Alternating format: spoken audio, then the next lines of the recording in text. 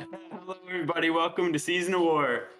Got another exciting matchup here, a live one here with Carl and Tom Guan. Jordan is just checking to see if his mic is working properly. Jordan, you there? I think we are now officially working. Let me know levels. I did get a new mic, so things might be a little loud. Hopefully this is a little better. Yeah, here we go. Big exciting game. This is round one from the Grot Gang GT. Here you see on screen already two of our favorite Grots, Carl and Tom facing off. But yeah, Ridge, unfortunately you were not able to make this event just with some last minute unfortunate circumstances with family and friends. Yeah. I was looking forward to this for a while, but I had a family, something come up that I had to go to, so I had to drop, unfortunately. But I was able to still, I picked up Noah from your place, and we went down and I hung out with some of the American guys on Friday night and got to do that. So that was a big part of it for me. So at least I got to do that. Unfortunately, couldn't be in the tournament, but there's a lot more this year. So yeah, and you didn't make the tournament, but you're here with us tonight. High Viz Ridge, as Tristan says in the chat. So yeah, this is pretty much the first GT we've had locally this season, and right now our players are going through deployment, so we're just gonna chat a little bit. Carl did actually very notable with these lists, which we'll get into in a moment.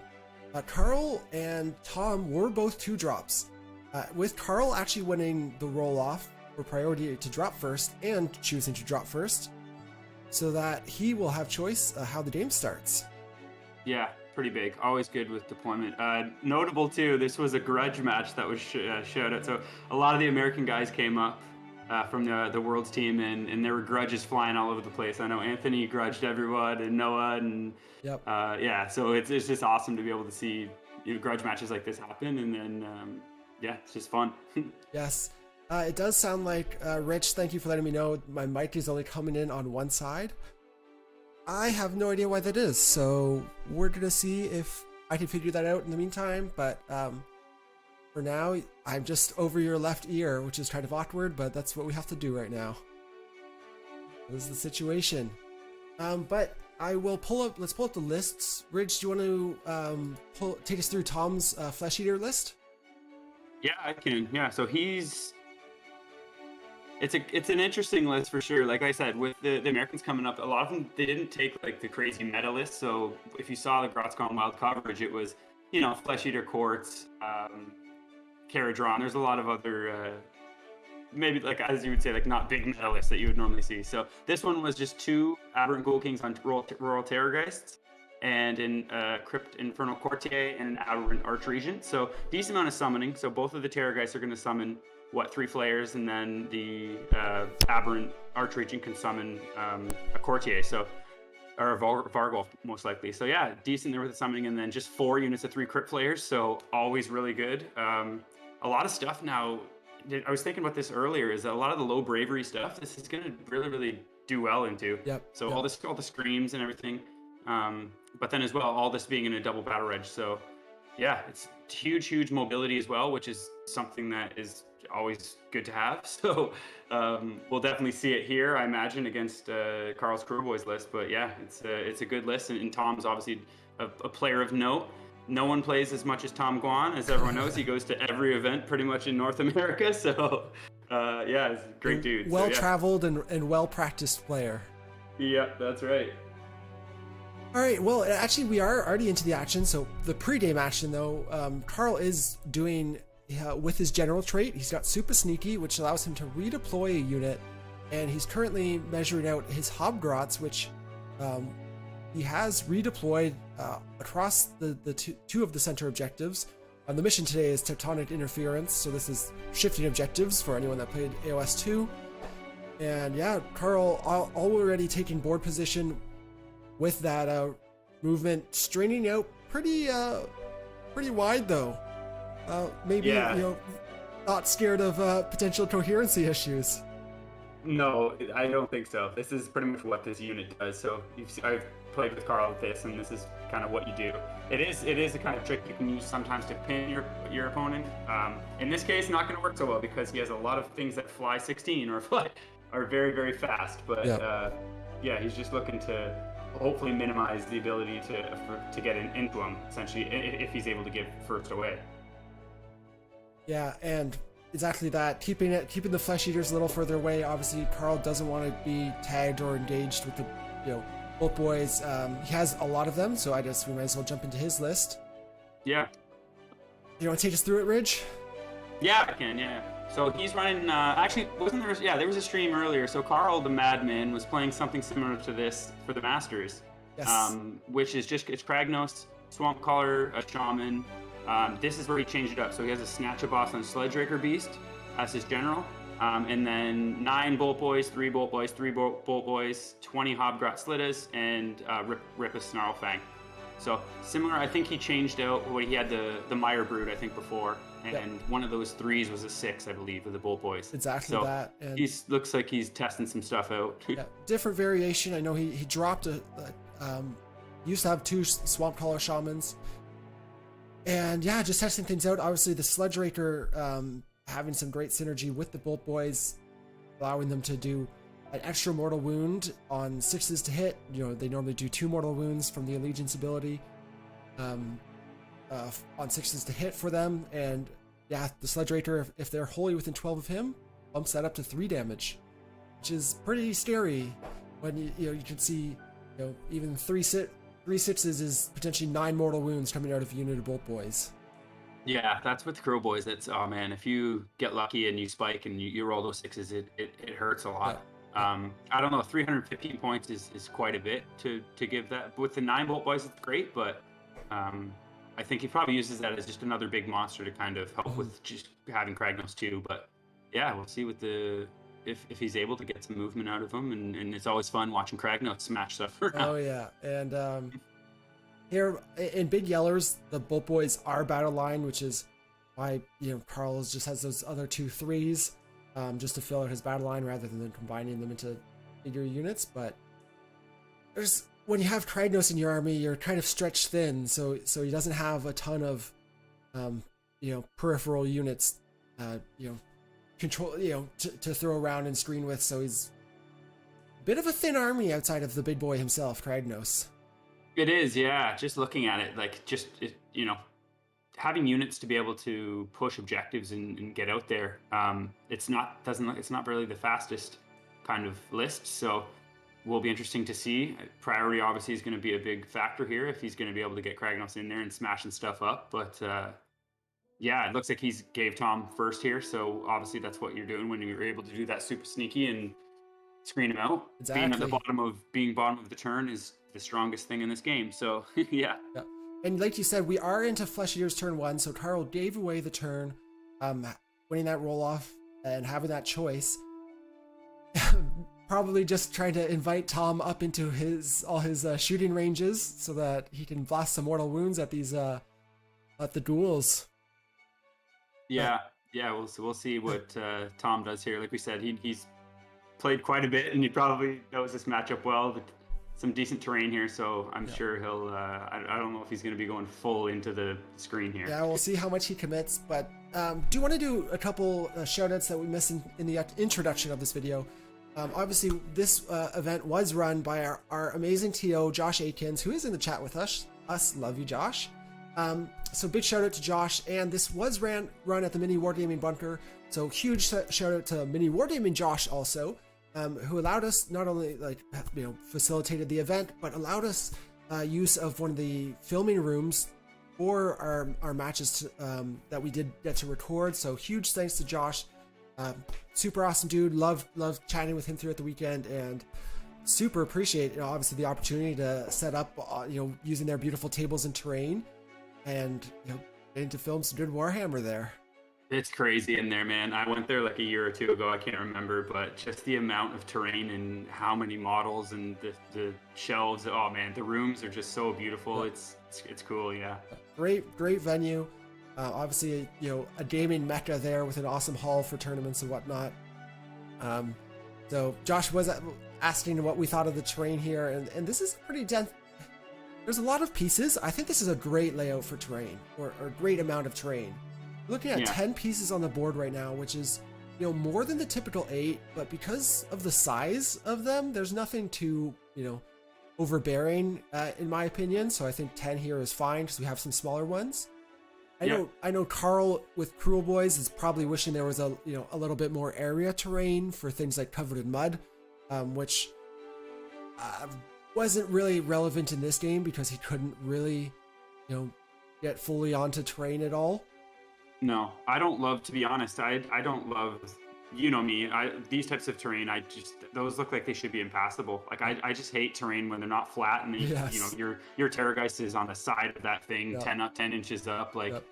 yeah, I just prefer when there's, like, pieces of terrain that, you can put your models on and be covered, and then the pieces like this are more kind of impassable. Exactly. But that's a personal preference, and, some people, Yep. it's a little bit different all around. Yep, we are already into the action though. In Tom's hero phase, he has chosen aggressive expansion for his battle tactic, wanting to claim, I believe it is the 2 outside objectives.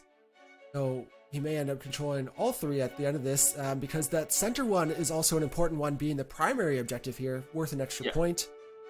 And he did, so with his command trait in Blister Skin, Tom did generate an extra CP from Hellish Orator this turn, so he's up to 3 CP, which is great for Feck, though both his dual Canine Terrorgeist and Kragnos did fail heroic leadership, so no extra CP there.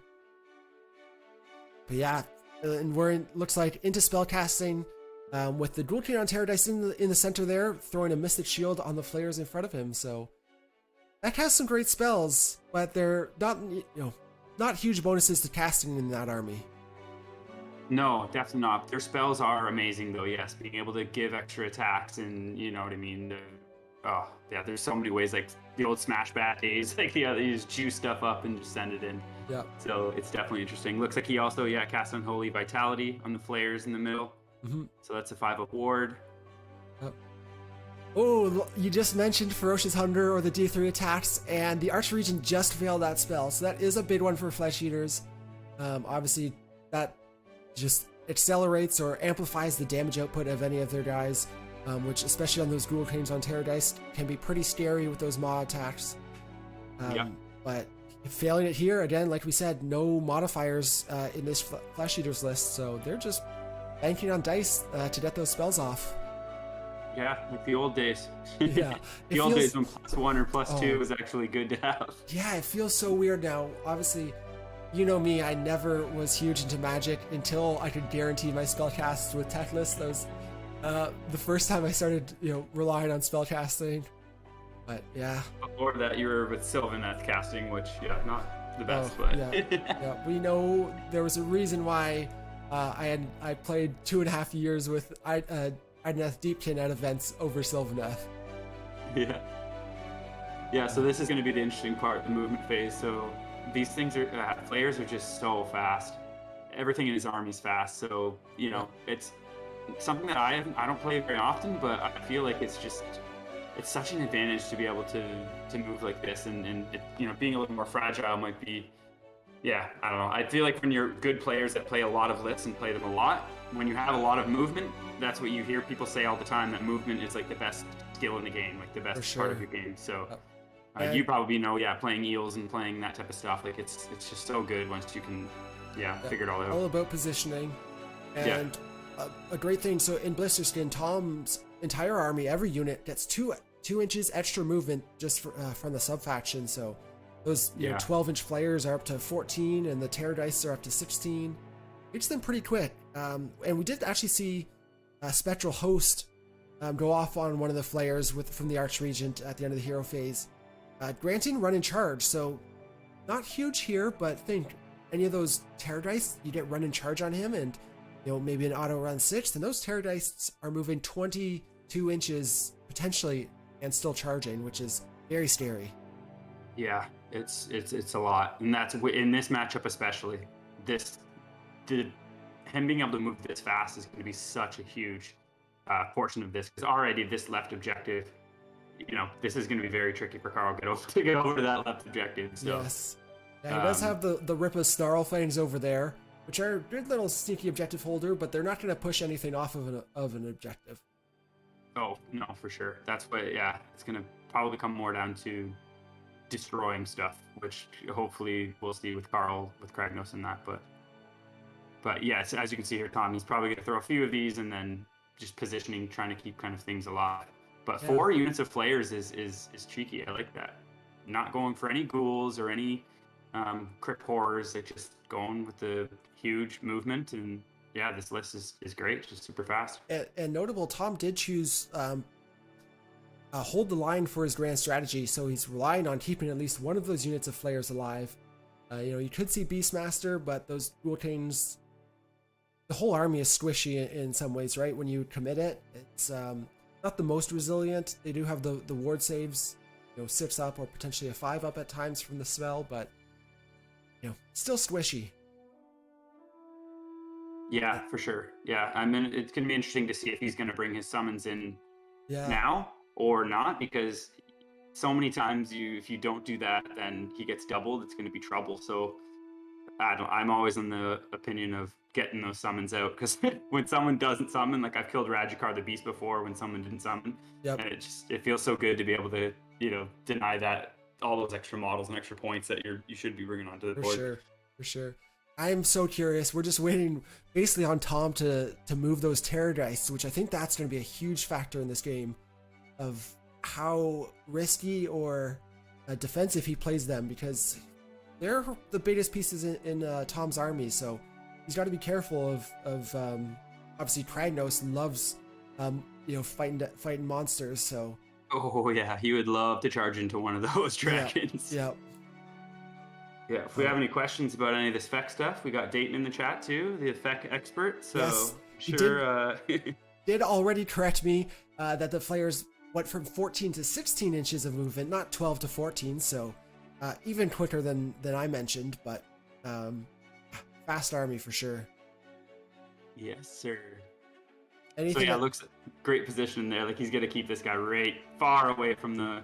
It's such a smart play because he's so much faster than the Cruelboyz, right? You can just kind of keep him back, and if you don't win prowl, you can probably still get it away, right? And then it's. Oh yeah, we'll see.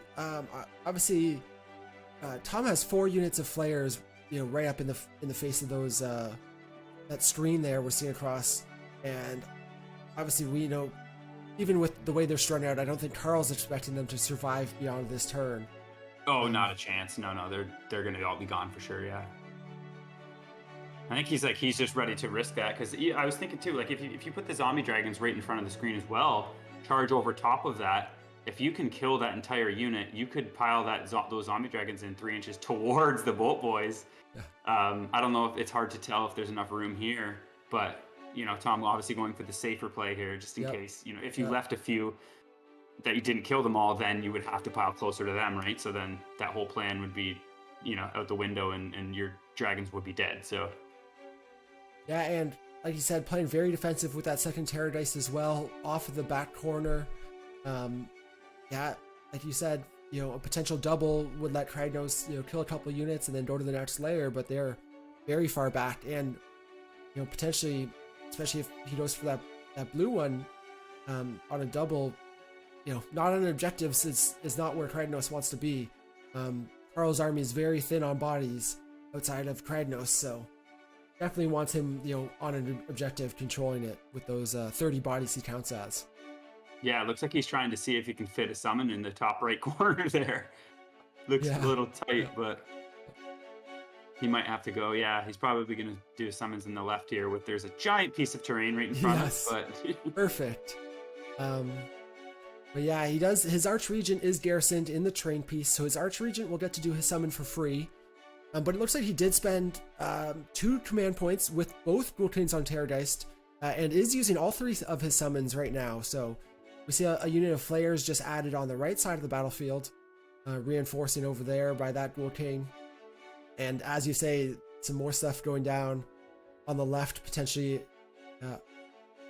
See where they end up. But yeah, like you said, getting those summons out early just to be safe, especially with the potential double shoot-in that's coming out of Karl's army.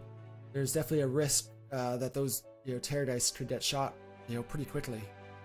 Yeah, for sure. Yeah, I mean, it's just why not? You know what I mean? Like at this point, you have so many other targets that can be shot. You want to bring your summons on just in case that could happen. And then now, if he wins Prio in turn 2, then those flayers are going to be right in Carl's back line as well. The things that he just summoned. So, yeah, just always a good thing. Mm-hmm. And we are into the shooting phase now. Yeah.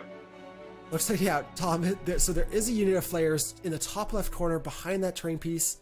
You can just barely almost see a speck of one of them next to the terrain, but he is starting and shooting over into Ripa's Snarlfangs right now. Looks like he did 3 mortal wounds to that unit, so... Yeah, they gotta only be like 5 bravery or something like that. I agree, Dayton in the chat, good matchup for Feck. Yeah, the amount of screams and mortals. Actually, funny story, remember when you played Dayton's list against my Skaven list and just screamed every single rat off of the board? Yeah, obviously, Flesh Eaters facing those low bravery armies is just like, you know, they're licking their lips more than normal, definitely. It really just, it you know, amplifies the whole army, right? So yeah, even the Terrorgeist too, right? Isn't it it's 6 plus at full wounds, it's 6 plus whatever you roll over their bravery is mortal wounds. So yeah, just a ton. So something with 6 bravery, you're just rolling straight D6 mortal wounds, which is pretty strong. Yeah, I think most of these, what the Slitters are 5 bravery, I believe, and yeah, most of this destruction stuff is quite low bravery. Same with the Bolt Boys. So. Yep. I think, and as again, our resident expert Dayton says in the chat, Feck is still a strong army. They've posted some solid results here and there. Not a universally, you know, dominant army in every matchup for sure, but they do have, you know, quite a bit of play, and you know, with the right matchups and situations, they definitely can be a scary army to face. Oh, for sure. Oh, big shout out, My Balls is in the chat. Best name going in Ontario, My Balls. Yep. Right, Simeon, our homeboy, was the best host actually at this event to all our American friends that were visiting, as well as others, you know, supplying gifts and things that you only find in Canada, like all dressed in ketchup chips. So big shout out to Balls for, I can't say that, that's so awkward, but big shout out to Mike for his hospitality and, you know, showing all our southern neighbors a good time. Yeah, he's a beauty, man. I've played him a couple times, and last time we played, I think he gave me 5 printed source cards. So yeah, man. Nice, and look how fast those not Terrorgeist, the flayers have ripped through the Hobgrots and shooting. Yeah, man. That entire unit is gone. So we saw, you know, 3 units of flayers go in there. The first doing 6 mortal wounds, the second unit doing 8, and then the third unit finishing them off entirely. So they're not even going to slow down the charges now. It does look like we'll have some big charges from these units. Tom's just measuring them out. Yeah, looks like an 11 or so. The one in the middle looks like probably a 10, maybe.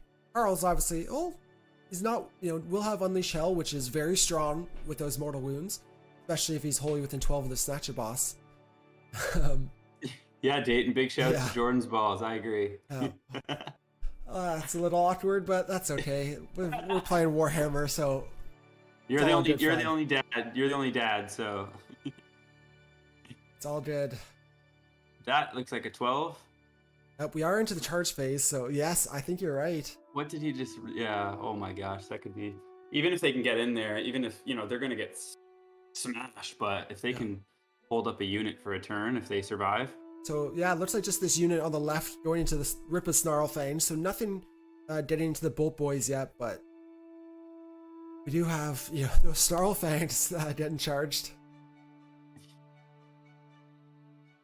That's their job though here, right? Carl doesn't have a ton of screens, so he put that unit out there, you know, knowing that Tom was able to summon. So he's pushing those summons out into the, you know, corners of the table, so that if he does make those charges, he's not getting into anything juicy.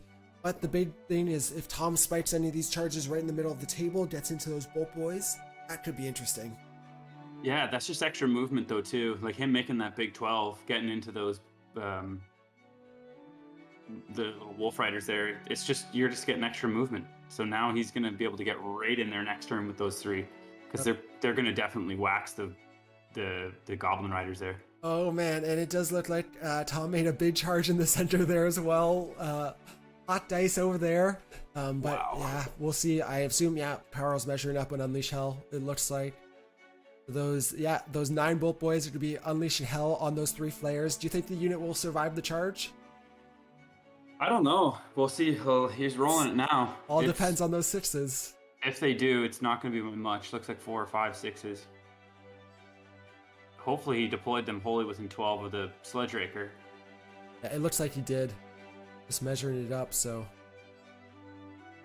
We'll see how many mortal wounds come out, or wounds in general, because they do still do 2 damage if they hit and wound. So it's more than just the mortal wounds, but the mortal wounds are obviously the big seller, especially with the bonus mortal wound. Looking for the 6s. It's huge. Yeah, that was also actually, I can see 2 tokens on there, so that's definitely the unit that got the Unholy Vitality. So they got a 5-up ward, so... That is, yeah, great. Probably why... And yeah, yeah, you can see him. He's rolling pulling that the 5s right now. out too, yeah. Made 5 ward saves there on that Unholy Vitality, so the 5-up wards. Taking 10 damage in total. So that's going to leave 1 alive. Wow. And that's huge. Just that is huge. An annoying piece. He's now going to tag the other 3 as well. Yep. He could still... So, if not for the ward saves in general, but Unholy Vitality especially, given the 5-up. Yeah. That's allowing that guy to survive, which is big. Yeah, and it's not like the Bolt Boys are super tough in combat, or else they'd be able to just finish him off. But well, they still do the mortal wounds on 6s to hit, so that can help. But it does. Good point in the chat. Just talking about whether the hero. So there is a hero at the bottom of that objective in the center. Doesn't look, I think, wholly within 12 or wholly within 18. So the Dual King on Terror Dice is the general on the left side, and I believe he would. They measured wholly within 18 of that general. So behind that rock in the center of the table is where that ward save is coming out of wholly within 18 of him. So if you look at those objectives, are 12 inches. It's another 6 inches. Looks reasonable to me.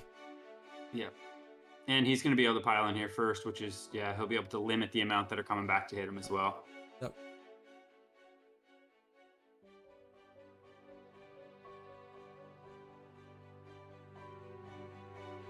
Yeah, so they play, obviously, not within 12 that Flayer hero at the bottom, but looks like, that Dual King on Terror Dice, the one on the left with the red wings is the general.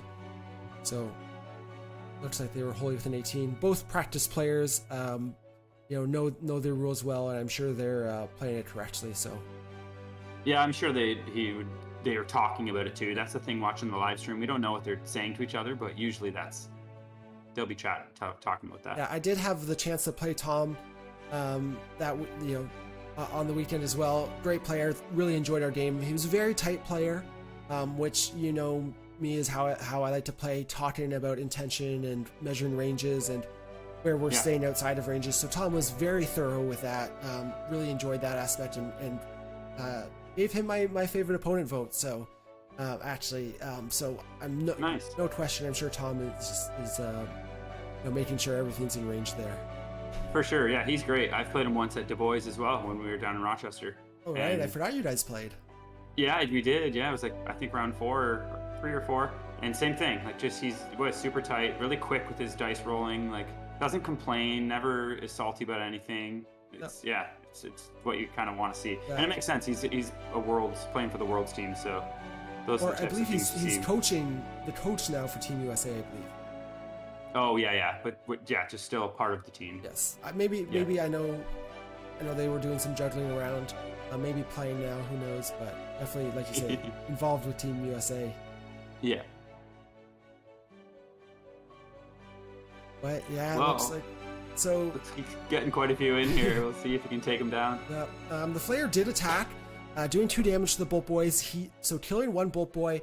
Then he used Feed and Frenzy and only dealt 1 more damage. So killing 1 Bolt Boy in total, and the Bolt Boys dealt 3 damage in return, so that Flayer is still alive there. Looks like probably with 2 wounds left. Oh, it looks like Tom has joined the chat. Welcome, Tom. Yep, confirming he is the coach of Team USA. So Nice. happy to have you in the chat, Tom. Hope you're enjoying us analyzing your game meticulously. Talking about how nice and good of a player you are, Tom. Yep. Glad you're enjoying the chat, David, or the commentary of us chatting. I do want to give a shout out. There are a ton of premium members in the chat tonight. You can see all the banners by their names. So I want to give a big shout out to everyone, all our premium members, who are, again, the only reason we're able to produce content like this. All the content on the channel is thanks to the premium members who support us.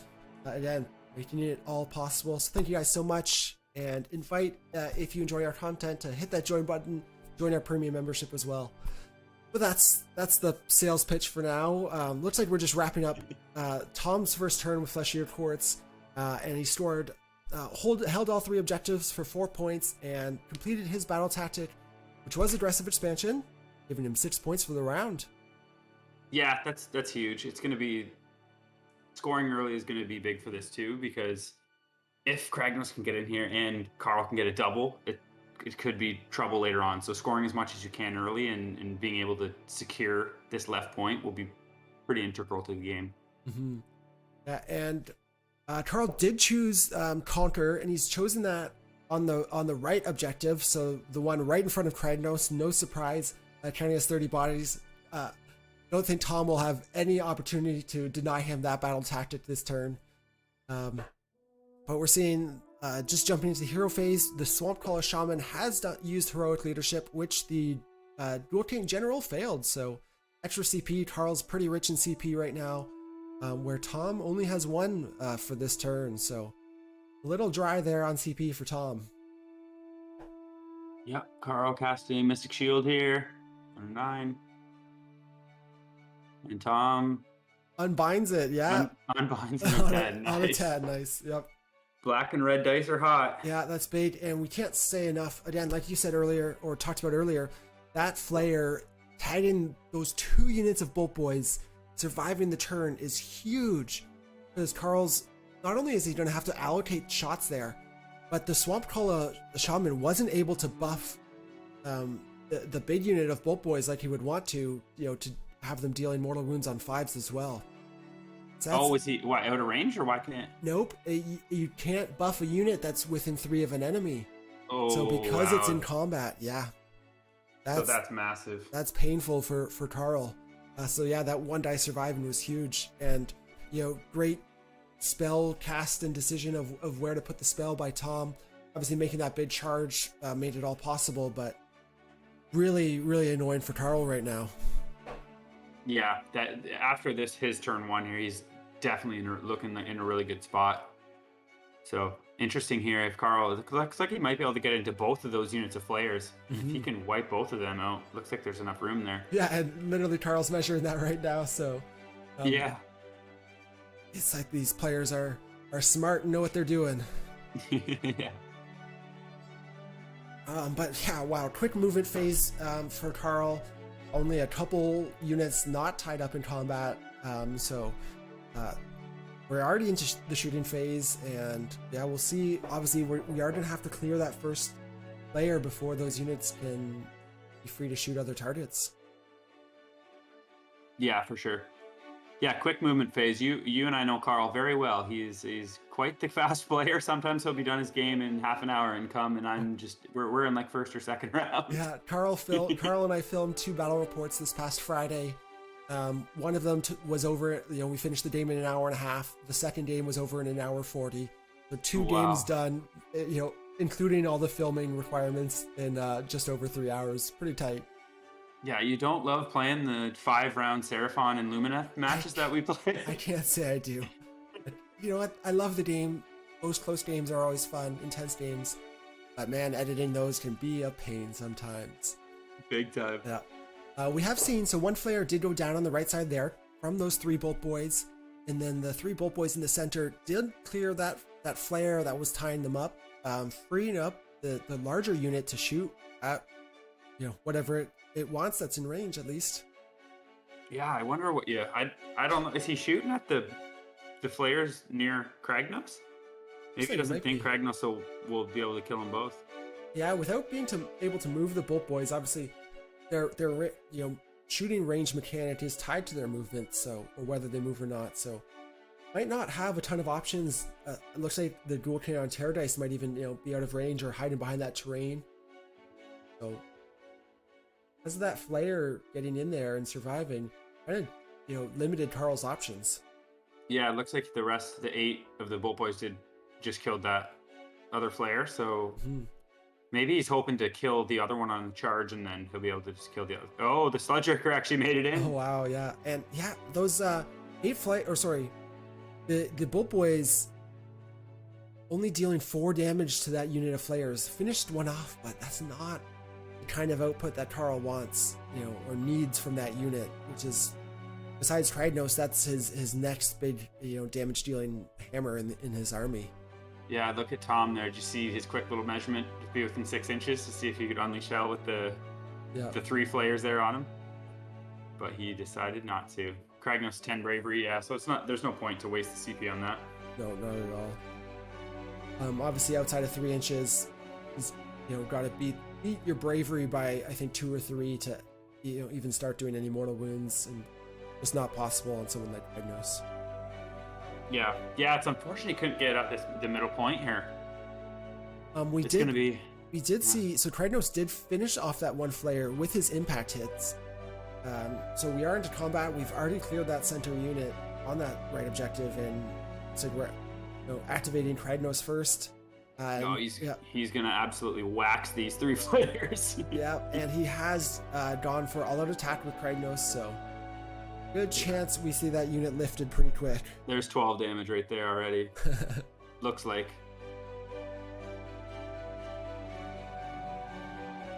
So made 2, so 10 damage. And we do have obviously I think 3 different profiles on Kragnos. Yeah. We got his maul, his shield, and then his horns and hooves or something. So always boom, and you can see it gone. Yeah, ton of damage there. Yes, nice. Take your toys off, mate. And looks like that Sludge-Raker is trying to pile in closer to that other objective, or at least Carl was just measuring it. I guess they're seeing what's closer right now. Yeah, I don't think it's going to matter. No, not enough. Obviously, the objectives are too far away, but maybe a potential redeploy could get Carl onto that other objective next turn, even if he loses priority, or he's just that much closer. If he wins those small pylons, things like that. Like I feel like those are you learning what to kind of do with those, or where it's going to be beneficial. Like even moving back closer to Kragnos, so if he gets charged, Kragnos will be able to pile. Like there's so many little interactions like that. And it might not make or break the game, but you might as well do it because it could end up coming up big if manages to pile in or redeploy or something. Looks like Tom is thinking, so I imagine he won prio here. Looks like he's looking around and thinking. Yeah, so it sounds like they both rolled 3s for priority, and Tom, having gone first in round 1, wins ties, so he'll have choice. Oh, you got to go here for sure. We'll see. Tom is pretty. We have talked about how I guess he's in a good spot defensive too, right now. Yeah, Kragnos could go for that flare unit. In the bottom right, we're seeing those Bolt-Boyz are just juicy though, with all the flares he has. Yeah, that's true, but they aren't super close right now. There's see what could get over there. He doesn't have that blue unit of flares just behind that hut in the background. I think we still have the unit that got summoned over behind that far terrain piece. Yeah. But as you predicted, Tom has taken the turn here with Flesh Eaters and choosing to do Savage Spearhead for his battle tactic. Obviously on Tectonic Interference, the territories are up to the center point of the objectives.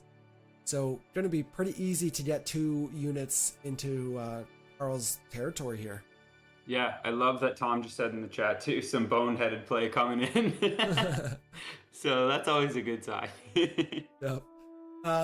We have seen an extra command point generated from Hellish Orator again. But the Dual Canine Terrorgeist failing heroic leadership, and the Snatcher Boss going for their finest hour. So Carl's probably expecting, something to come for that Snatcher Boss in the center, or at least he's exposed enough that he wants to protect him. Mm-hmm.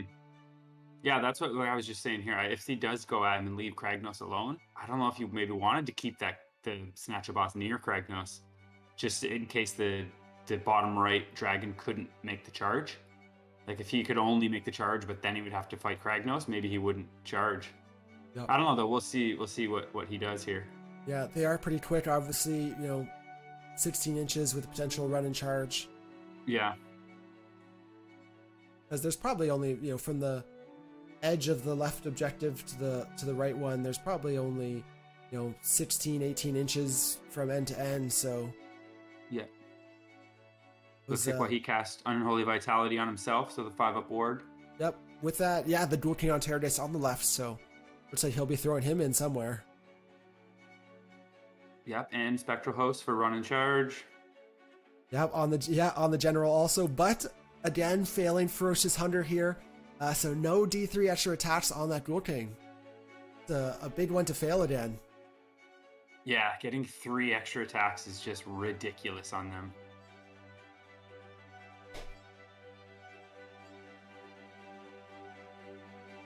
And then the other Ghoul King just putting a Mystic Shield on himself. Yeah. Can never be too safe. Oh, obviously, 4-up save Mystic Shield isn't quite as impactful as when you're going to from a 3 to a 2, or with Kragnos from a 2 to a 1 is pretty scary. Oh, for sure. Looks like he just moved up the little hero there. Whatever that little guy's called. I can't remember a Courtier or Crypt Infernal Courtier, I think. Yeah, I think you nailed it. Not one of the more commonly seen Fleshier models, but he can bring back the Flayers, I believe.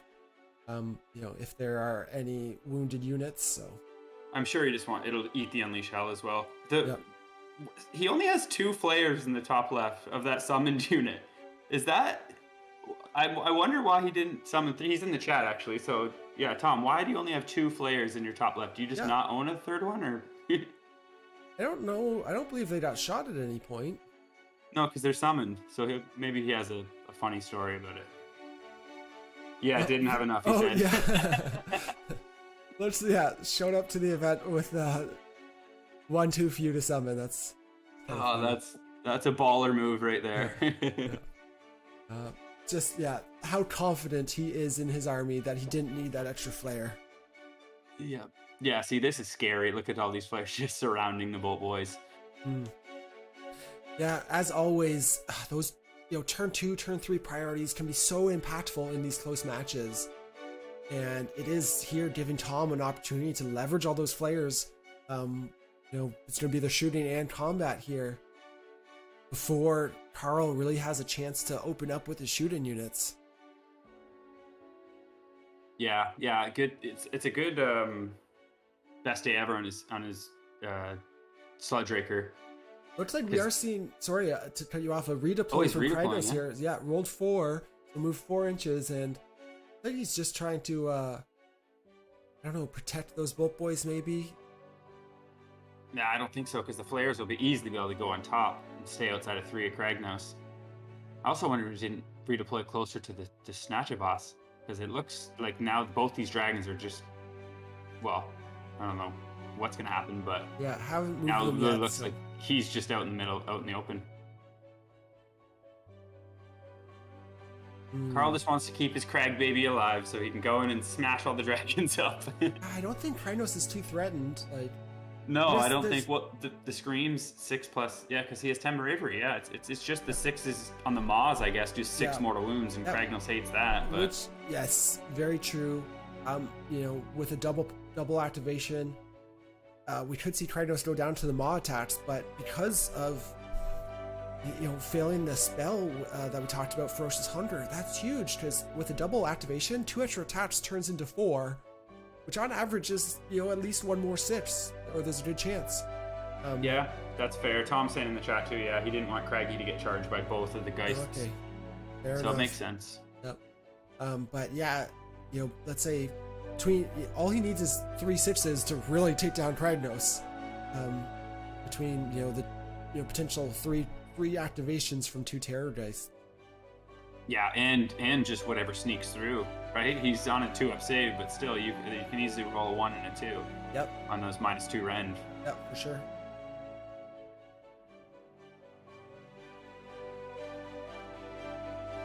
So again, leaving the terror dice till last in the movement phase.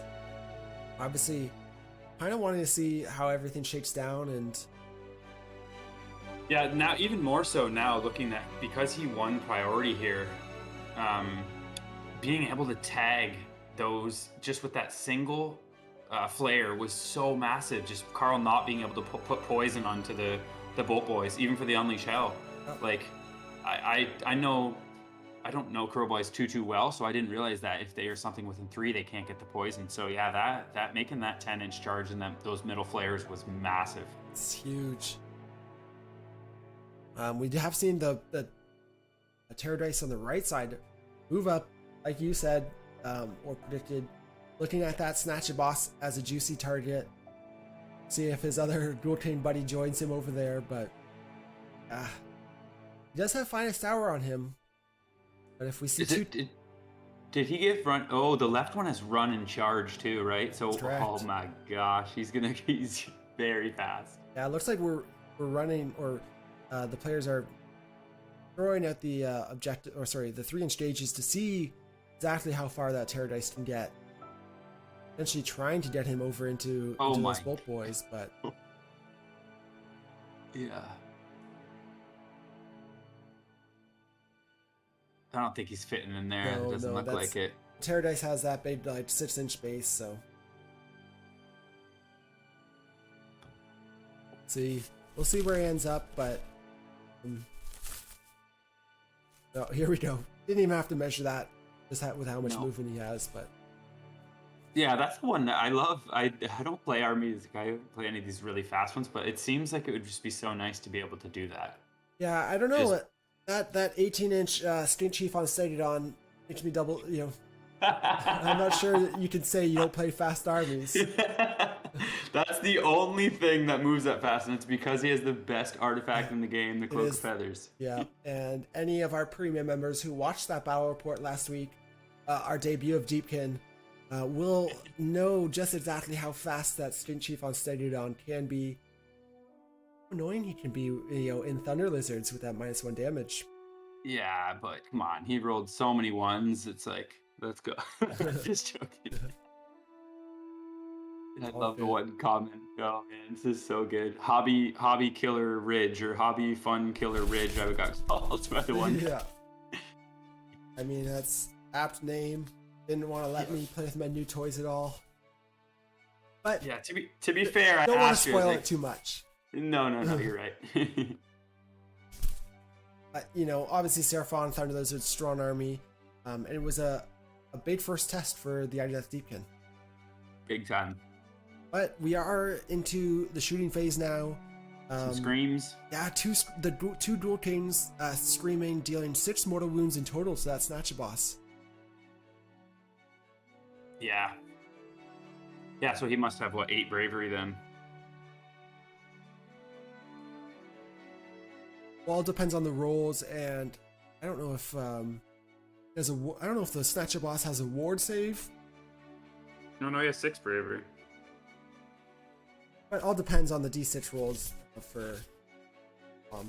Yeah, that's right. I don't think he has a ward save though. No.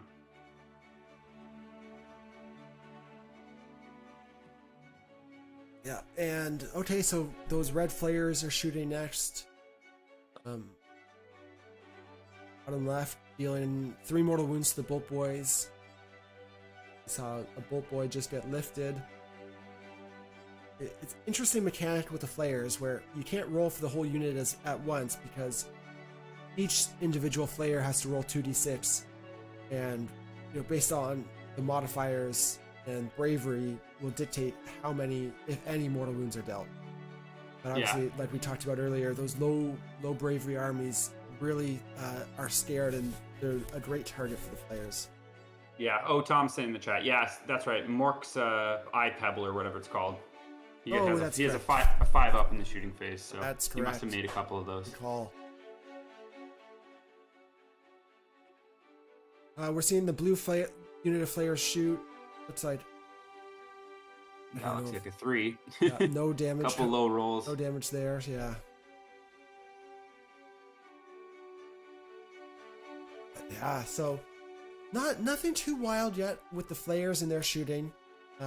Carl's obviously happy about, but if nothing else, this is just to be like more units, tying up his bolt boys. Yeah, the ones on the right killed 2 of them. So what, 4 wow. mortals? Yep. That was a little bit more damage coming out there. But Tom's just been harassing at those bolt boys.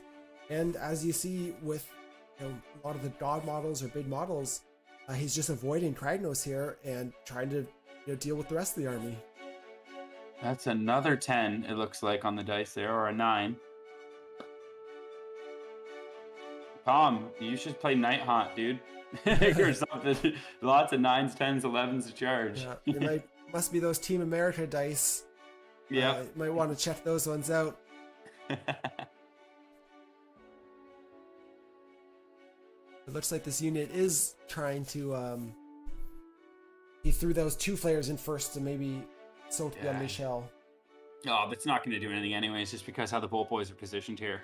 Only a few of them will get in within 6, and they don't have the poison, so... Good question. If he is within 3 of that unit, though, he might not have tagged it. So they might still... Oh, that's right. Carl looks like he's measuring the Holy 12 with the Sledgedraker. See, that's another thing, like I was saying, it's something you don't really think about, but he could have piled that Sledgedraker back 3 towards those bolt boys. I guess he needed to pile into the closest model, though, in that charge phase last turn. Yeah, they did measure out. Maybe being able to rotate peripherally. Those types of things, man, like that's like the big brain stuff.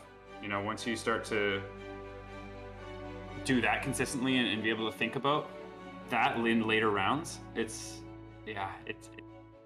helps a lot, and it's something that I do all the time. So like I forget to do stuff like that, and it's like you kick yourself in the butt, and you're like, oh, why didn't I just move those like 1 or 2 inches this way? I would have been in my range. Yeah.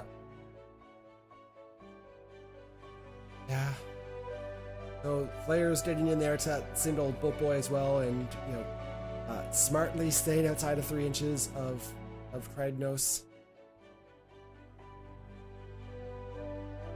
And looks like we're rolling the charges for the Ghoul Kings now. And getting into the Snatcher boss, but avoiding Kragnos. No surprise there. Last thing you need is to get Kragnos involved earlier than you want to. Oh, for sure.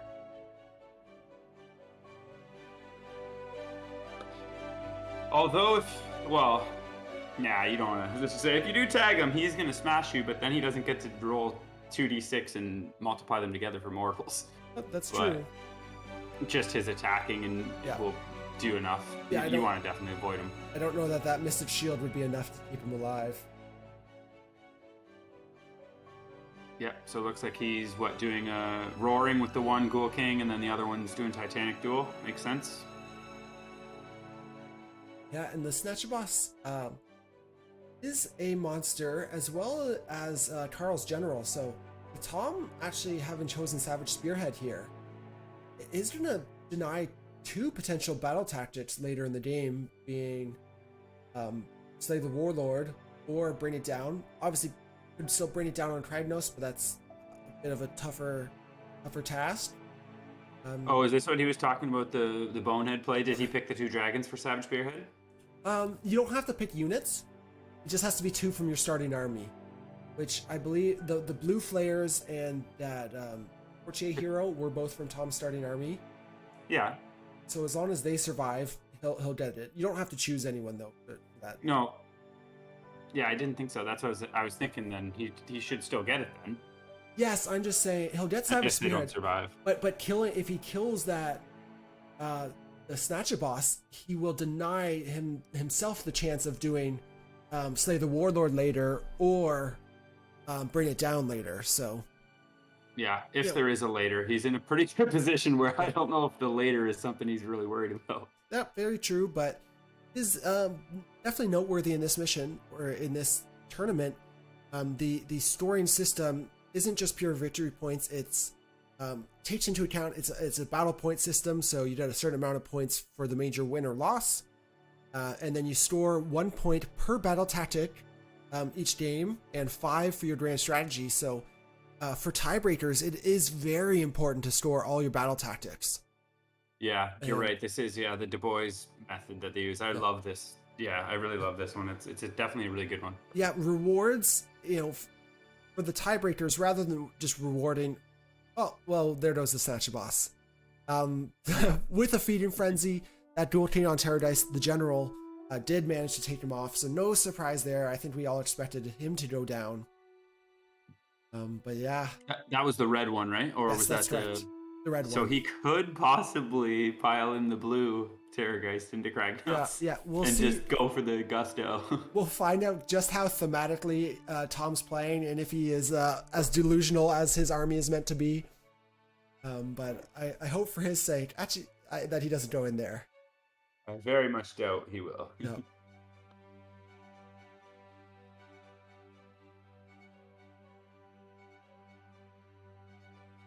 So it looks like we're measuring some pile-ins. The Bolt-Boys, that unit of 3 in the center, did attack, but dealt no damage to those 2 flares. Oh, he didn't? I didn't even notice. He didn't charge the blue flares there. No, it looks like potentially didn't tag the Bolt-Boys for the big unit for Unleash Hell. And maybe with those both being from the starting army, he needed those 2 units to survive to guarantee his battle tactic. Yep, and now he's going to be able to tag them with these 2 flares anyways, so makes sense.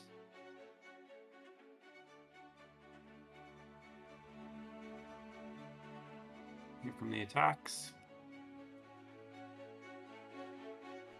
One thing actually exciting to share with this match, we do have a new tech upgrade for this game that we haven't gotten to pull out yet. So working on obviously always improving our content, and especially the streams right now is a big focus for us, wanting to do more tournament coverage. But now we can do exciting things like draw circles. That's a horrible circle, that's an oval. But we have set it up so we will be able to draw and highlight stuff on the screen, which actually we haven't been doing it at all. Quite a little sketchy, gonna take some practice drawing on this green screen, but it is something we're able to do now. So continually trying to improve our content and streams. So it was actually a suggestion in one of our last videos, or when we did one of these streams, someone gave us the idea. So always love the feedback we get from the community, especially with chatting with our the members in our Discord. Is super great to hear from people. We have a channel in our Discord dedicated solely to channel suggestions, so always love the feedback we get in there. Yeah, some of the suggestions in there are wild. It's like, that's such a good idea, like things that you just would never think of. But when you have that many people all together, right, like passionate about a hobby, then you definitely see those types of things. But yeah, for sure, if anyone hasn't joined or wants to chat more, the Discord is the best place for that. Yep, about everything, about armies, about lists, about our bat reps, about just whatever. Yeah, it's a great way to be able to just chat about whatever. For sure, we have, like you said, all the army specific channels. The Deepkin one I've been keeping an eye on lately, trying to get a handle on that army and learn the new book in depth. So been getting lots of practice games in with them. We did see that Dual King on the right do his pile in move, not tagging Kragnos though, just kind of repositioning. It looks like he just spreading out those 2 dragons. Just so Kragnos can't charge one and then pile into the other one, I imagine. I don't know that he won't be able to, but yeah, that's probably what he's trying to be a little safer, because we are now going into Carl's turn, and he's danger close to Kragnos there. The way it is now, he can definitely charge the blue one and then pile into the red one. It looks like from here, but that's if he's got to be able to do whatever, 24, 36, whatever mortal wounds on the 2d6. That's always the funnest thing, right? Like you can roll 2 6s, but you can also roll 1, like 2, 3, 4, 5. Yeah. Like a 1-1-3 is a 5-inch charge. Isn't a lot. Yeah. So wrapping up Tom's turn, he did score another 6 points here. 4 for the primary. Sorry. 3 primary. Sorry, he obviously did not take the objective from Kragnos. So 3 points for the primary, but he did complete his battle tactic with a monster. Sorry. No, monster kill. Monster kill. That's it. He killed correct. the Sludge Raker. I was going to say Savage Spearhead. You can get a bonus point for with monsters, but it was, as you said, killing that Snatch a Boss. Yeah, 6 points is huge here. Yeah, definitely with being the position he's in. Yeah, 2 turns of 6 puts him 12 points up to Carl's 3. Big advantage that Carl is going to have to try and claw back from. But we'll see. Obviously, Kragnos is in prime position to go on a rampage here. Yeah. Let's see some craggy charges. This is definitely going to be a big turn from Carl, where he's going to have to turn it around. Obviously, hope for the double. When you give away turn, you're hoping for that double at some point in the game. And we have seen, Carl go for Brain It Down on that blue dual cane on Terrorgeist. So nothing else. It looks like Carl's going to try and take that one down. Failing heroic leadership here, but lots of CP for Carl. That one's got the Mystic Shield on it too, which he's got -3 Ren, so yeah, might not matter as much. But if if he fails the roar and he gets a all-out defense as well, he's on 5s to save. I don't know, could be interesting. Yep. As David asked in the chat, David, you do need to be a premium member or support us through our YouTube membership to get access to the Discord. Obviously, we rely on the support of our members to be able to do any kind of content, so produce all these videos. So it is through their support, and we really appreciate it that we're able to do all this. So I want to give some rewards and perks for those that choose to support us in that way. But why do I need to sell it when we have great community members like Josh in the chat selling the membership for us? So super appreciate obviously everyone involved, but try not to do the sales pitch too often. No, man. It's not really a sales pitch though. A lot of people don't know. We get asked a lot of questions about that as well, and just kind of what it goes towards. But the amount of work that you do, especially Jordan, and I know you don't like us talking about it a lot, but you do a lot of work, and it takes a lot, and it's $5 a month. I know when I joined like a year ago, before you were like much involved. I was like fan number 1. You were, definitely in like the first 5 or first 10 premium members. Yeah, it's a long time ago, and now just being able to help and being part of it and everything, a lot of people don't know just how much work and how much how much goes into it. So lots of time and effort. Right now it's I'm putting my full-time amount of time into the channel right now, hoping that we can get to the point where this is sustainable beyond this year in the future. So that's the big goal right now. Yes, sir. And the Bolt Boys have shot some things. Looks like the Flares use all at defense, and the 5 did 2 damage, and then the 2-pack did no damage. So only 2 damage, not great. Yeah, again, those same thing as before. Having those Flares tagging them or just in combat with them is so good because they're not able to get the poison. Yeah, the Shaman did opt, rather than spellcasting, he did choose to poison himself, though. I know. And you may have seen in an old battle report that Shaman, when he's buffed up, can slap if he rolls hot. Yeah, I actually, talking about Simeon before, I remember when I played him the first time, I didn't realize, and I think he killed like a 2-pack of salamanders just from the mortals that he put out. It was wild. We are into the charge phase though now. Measuring up Kragnos, it looks like. Obviously got that big 3-inch charge, or 3d6-inch charge, so it looks like Carl got a big charge there. Or at least, a moderate charge at least. I am excited to see these impact hits. Yes, hopefully we can see them. 6 and a 2? I can't tell. He's using those dumb seasonal war dice. There was at least one 6 there. Yeah, so 6 and a 2 or 6 and a 3, I think. So that's either 12 or 18 mortal wounds, or was it a 6 and a 4? Looks like it was a 6 and a 4 actually. So Oh 24 mortal wounds. But he does have that 6-up save, so yeah, it's a tall ask to save, 10 plus. Yep. Lifted him. Goodbye, Dual King. All right, that's huge. Assistant ref in the chat though. 1 avocado toast or 3 months of season of war. Hashtag millennial problems. Yes. Yep, that's very true. Oh, that's great. Yeah, wow, that's huge though for Kragnos to completely kill that terror dice. It means he'll be able to fully allocate all his attacks into that other one with his after his pile in. Oh, imagine he could get onto that point. That would be big as well. I guess we didn't even say, but looks like the primary moved over to the left objective. Yep, it is. Though I don't think even with pile in, Kragnos will be able to get to that one. You can't, going straight there is probably. He's already 3 inches away, so I don't think there's no way. I was just thinking if he maybe charged the red one and then piled in, there's no way he was able to kill one and then pile the other and get onto the middle point. So yeah. He was stretched, I think, measuring earlier that half-inch to get, the trying, but Kragnos won't get there onto that objective this turn.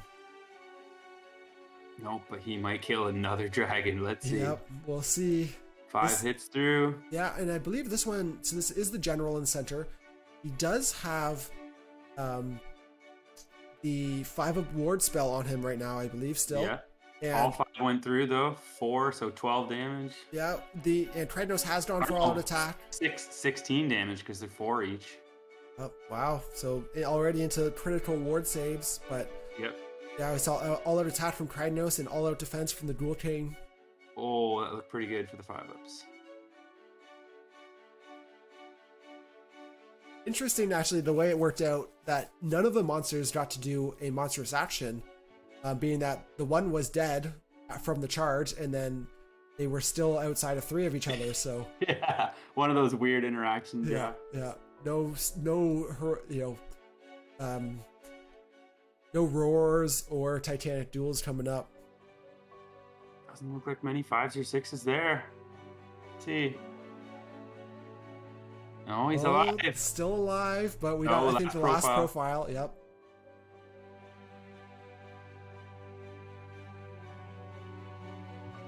Yep, as Dayton alludes to, it's actually a huge thing against Flesh Eater Torts, that roar. Because if you can roar that Dual King, there's no potential for him to do the double pile in. Oh, takes him down. Oh, goodbye, Dual King. So both of them going down. Carl's turn 2. Wow. Carl's not out of it. He did do a little shooting, or didn't do much in shooting, but just enough. He's cleared the unit of flayers that had him tied up. So, big priority win here for Carl. He's still got a shot. Yeah, Kragnos could still carry him for sure. Looks like that objective, primary objective moves to the center. Going into the priority roll, of course, Carl's is off camera. Tom's is a 5 though. Okay, yeah, and looks like I don't know what. Tom did win. Yeah, Carl's was off camera, so we didn't get to see it, but it was not. He would have needed a 6 because Tom wins ties. So, big priority win for Tom here. Yeah, and there's no burning, so there's nothing here. He's obviously just going to take the turn here. Yeah, just try and score points. Obviously, Kragnos can only be in one spot at a time. What do you think, even though if he wins here, I don't think he gets at that left objective. I guess the Bolt-Boys could move, shoot the flares, Kragnos charges the other one, stays in the middle. Yeah, Tom denies those. Tom has taken the turn, so yeah, basically what Carl would want to do if he had of one priority is just to eliminate storing units, right? Kragnos can't be everywhere. Carl doesn't have a ton of storing units himself, so just limiting, potential storing units for Tom puts them on even footing and maybe gives him a chance to, walk Kragnos from one objective to the next, capturing them, and then remaining in control so long as there's less, not many flesh eater units left to store them.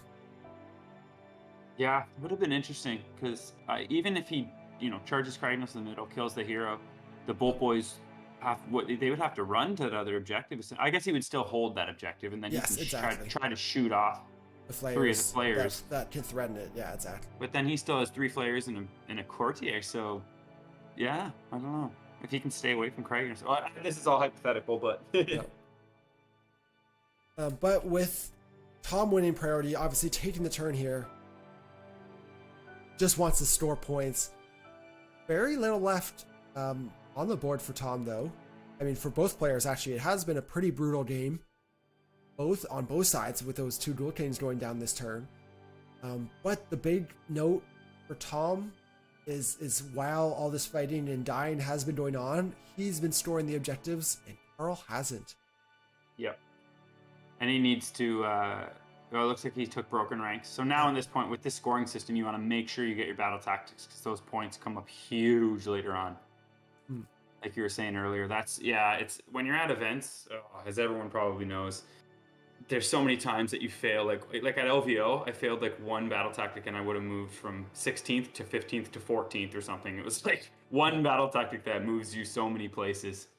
It's just crazy. Those big events, there's so many people, in the same stores with the same standings at 4-1 or 3-2. Those tiebreakers become super important.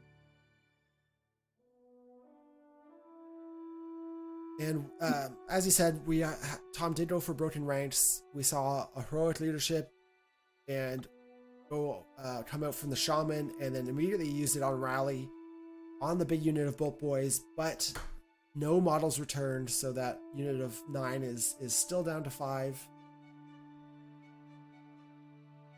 Yeah, it's only 4 dice. But would have been huge getting a couple there.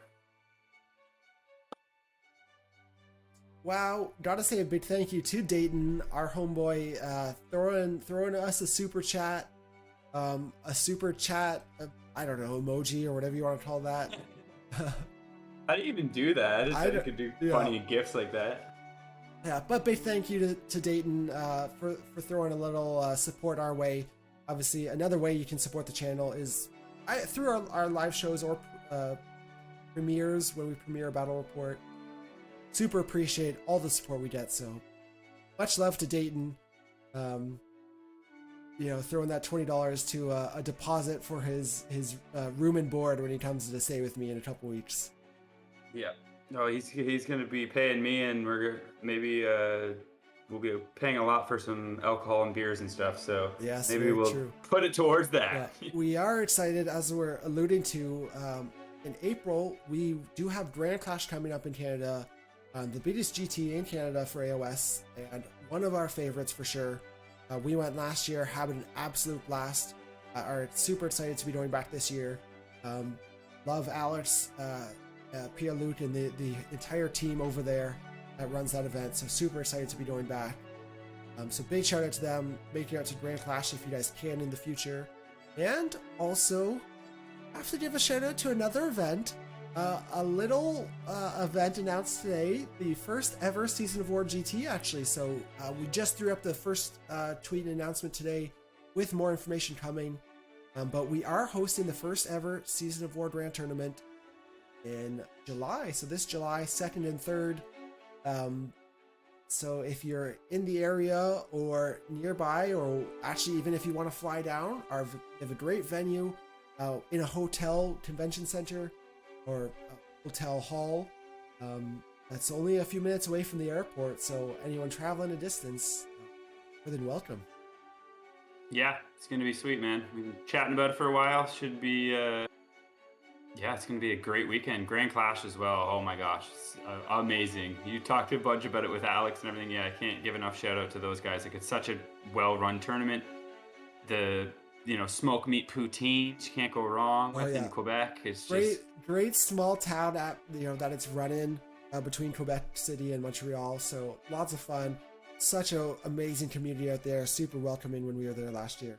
Yeah, and just cool meeting everyone. Like a lot of the guys from Ontario are coming this year, but there's so many dudes from Quebec that we met, and some of them came over to Red Harvest actually last year too. So like Julian and Yannick and some of the guys. Yep.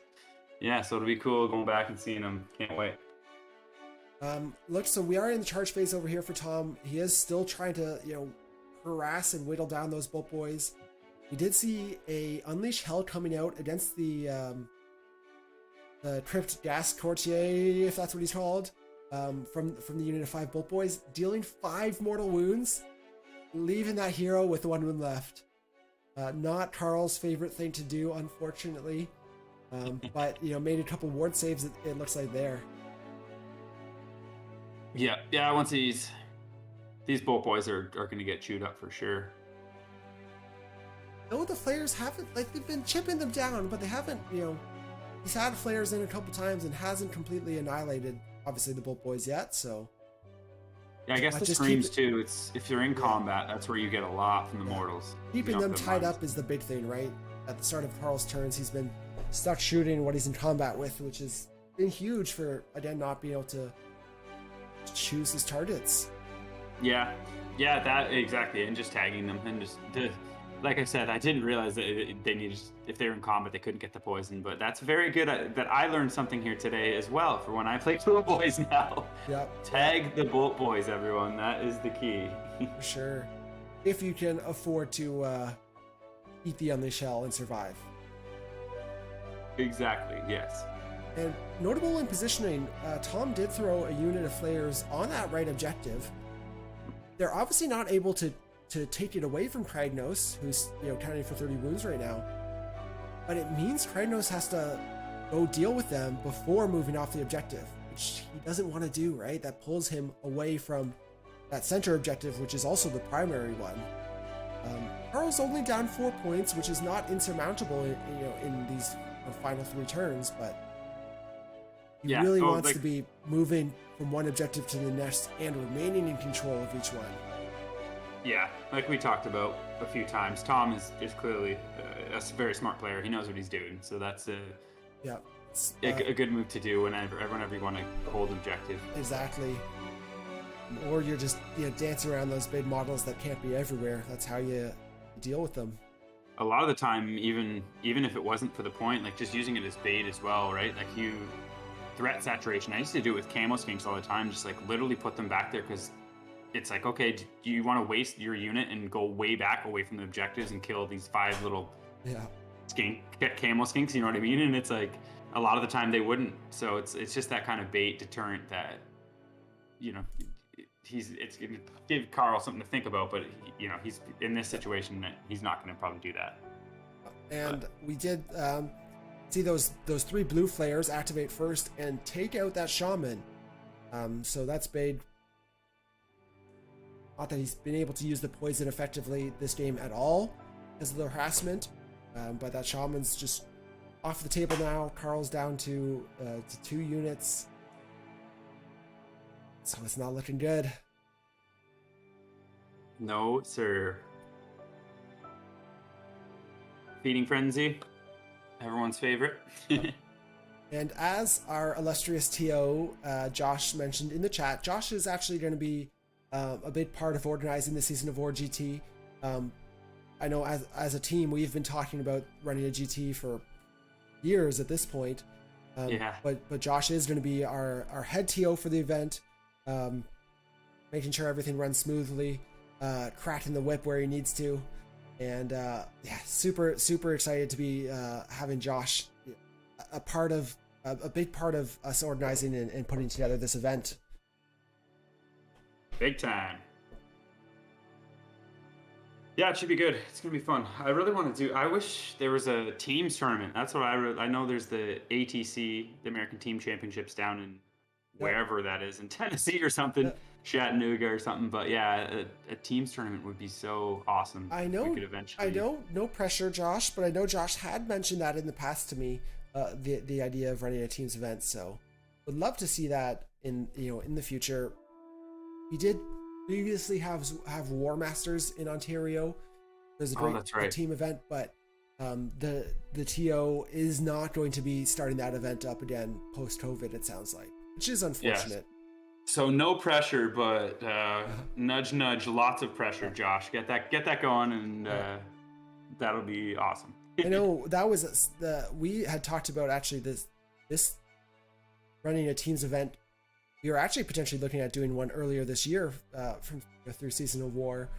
Yeah. But then we had another lockdown in January, and we are finally having restrictions really starting to relax in our area. So that's why we're seeing obviously a lot more events popping up.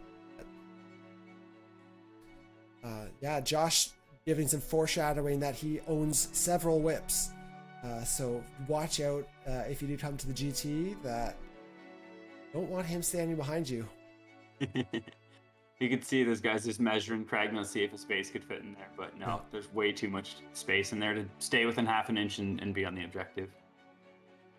Now, if he went in there and he rinsed both of those units, is there another unit by the top middle skull thing? Oh, that's another single flare, eh? He might be able to pile equidistant towards that far left flare and get onto the point, no? It sounds like, yeah, so we are obviously our into Carl's turn. We did see 5 points for the Flesh Eaters. And I think, yeah, like you say, I don't think his base is big enough to stay even piling around that. I think it's a hero there. We'd have to kill both of these, the 3 flares and the smash bat, and then pile close equidistant. But he would have to do that before his combat, right? So, oh yeah, duh. What am I thinking? That's right. Yeah. But even like the 3-inch pile, 3-inch pile, stay closest to the Vargolf and touch the objective. Is that maybe what he's? Yeah, maybe. I don't. Players obviously talking about it. Doesn't look like it was possible. So Cardo stayed outside of the 3 inches of that other hero, anyways. Going for the battle tactic though, again, and completing Broken Wrench with a monster. So 3 points because moving off of it, Carl only has 1 model left. At this point, they're just probably talking about what battle tactics they can get. I think Carl, obviously made a decision to move off the objective so he could complete a battle tactic, being that, potentially figuring he's out of contention in this game, but very important to store those battle tactics, like you say. So looks like round 4 priority also went to Tom. And they're talking through his turn or moving through his turn quickly, but doesn't sound like he'll have an achievable battle tactic this round. So very notable for Tom to be dropping a point here, even with the win. He won't be on max points, so looks like just everyone's running away from Kragnos. Yeah, at this point, it doesn't matter. They're just exactly able to talk out the rest. And yes, Josh, I actually only have 1 wedding this year, so. I'm not sure any bachelor. I don't think I have any bachelor. I got some stuff to do, but you can definitely still get a teams tournament and ask my availability before you find the date, and then we'll go from there. That's good. Yeah, we do have. Obviously, the GTA Southern Ontario is an awesome, supported community from so many different stores. Running events, we got RTTs almost every weekend. It feels like, through the rest of the year, we might have a GT every month or every other month, which is super exciting. We're obviously traveling a little further for some of them, like to Quebec, but great to see, the community and support and events coming back full force. Obviously, tons of awesome stores we want to, always want to shout out, like X Planet, our local store, good friend of the channel. It's 5 minutes away from me, so love going over there. But Torchlight Games, in Burlington, which held Masters. We got, Max Aggression and the Mini Wargaming Bunker down in the Niagara area, and then Game Night over in London, Ontario. Another one close to the border for any of you American folk in Michigan or Detroit that want to pop over for some events. Oh, we did. Yeah, they do a GT there, right? Because I know there's an RTT coming out there. We did just see the handshake though between the players. Obviously, just talking out the final moments of the game, with there again being no achievable battle tactics for Column in the final 2 rounds. Again, actually, potentially, that Slay the Warlord or Bring It Down would have potentially bought him another one in a later round, but Carl did complete Destroyer of Empires in the final turn, as they talked it out, where Kragnos, I don't know, had to kill a unit or deal some damage. So sounds like they just talked that one out real quick. But both players notably failing their grand strategies. So that's of 35 potential points in a match scoring game, that's dropping 5 points for each of them, which is pretty big. Yeah, that is big. What was hold the line? Why couldn't he get those 3 flares out of there? Or those were summoned. Yep. So all the units that had survived that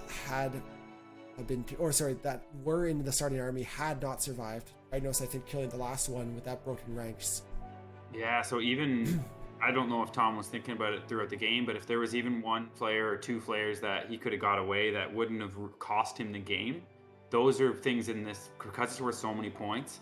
Sometimes you got to sacrifice, like, not getting your battle tactic if you know you're going to win, to save that, say, single flare or something, so that you can. I don't know. I can't remember from the turns before that, but that's always something like little that you don't think about. But in these tournaments, it matters so much. Like 5 points is a lot. Huge and tough for some armies, right? They don't necessarily have great battle tactics. Like very thin, squishy battle line isn't the most survivable by any means. Yeah, for sure. But I do just want to go over looking at standings from this first round. From the event in total, there were, I think, just under 30 players at the event. And we have an 11-way tie for first place after round 1. So I think we had 13 or 14 players win their matches. Obviously, half of the tournament after round 1. No ties here. But 11 of those 13 or 14 were at match points. So obviously, a big tie, 11-way tie is obviously going to be broken up throughout the event. But 35 points we saw from Anthony Trentinelli with his Skaven, Sean Allen with his Stormcast, Roger Barker with Blades of Corn, Jeremy Vessier with his Caradron Overlords. Unfortunately, I was on the receiving end of them that game. Bill Souza, though, with his Flesher Courts, did get match points. Also, another, obviously Team America player playing Flesh Eaters. Yuri with his Sons of Bahamut getting the match points, as well as Season of War's own Zach Aarons getting 35 points with his Odor Maw Tribes and Kragnos. Woo! Noah with his Loom Spike Gits, that's a very notable, getting the 35 points there. Zachary McComb with Sylvaneth, another underperforming army. Marcella with her Daughters of Cain, and Anthony with his Stormcast Eternals. You look at that army breakdown, 11 armies, there's maybe 4 of them are common meta armies. Was very cool to see, obviously, the vast range of armies that were represented at this event. We talked about it in the list show, if you want to go back and watch that, but huge variety of armies, some all-star players at this event. There were 14 of the top 25 players from the ITC rankings last year at this event, playing a crazy variety of armies. Yeah, there's only 3. Stormcast, Giants, and Daughters of Cain. And another Stormcast. 2 Stormcast, yeah. But okay, and another Stormcast, yeah. It's just wild. Even like Noah with Gits. He's playing Gits without Kragnos, just the actual trolls list. And just obviously, if you've seen the schedule, we do have 3 games coming out this week. Obviously, this was round 1. We'll have round 2 on Wednesday coming out, which is going to be a matchup between Noah's Gloomspite Gits and Anthony's Stormcast Eternals. So we'll see, obviously, Stormcast being a dominant meta army, and Gloomspite Gits being not. They've actually won a GT recently, so can't count them out, but we know that'll be a great match, so super excited to see that one. If you guys want to join us Wednesday night at 9 p.m. Eastern, again, same time as this stream, we'll be on talking about that match. Yeah, awesome. I didn't realize it was Noah's game. Dope. Yeah. And then Friday will be our round 3 match. I think this Tuesday is going to be Carl and I commentate. Sorry, Wednesday is going to be Carl and I commentating. Then on Friday, we'll have a guest. Mr. Dayton O'Bray himself will be joining us to help commentate that round 3 matchup. So hope you guys are all able to join us then. Yeah, big thank you to everyone for joining us tonight. Had a ton of fun. Bridge, what'd you think of the match? Surprising? Not really. I don't know. It's even just looking at it from the beginning, it's like there's just not very many units Carl has to contest objectives in this one, and the flesh eaters are just so fast. The screams, everything like we were saying against the low bravery. Yeah, it was. Don't think it was the best matchup for him. Carl's climbing the table. So we will wrap things up here, guys. Thank you so much for joining tonight. We'll see you guys soon in another battle report. See you later, everyone.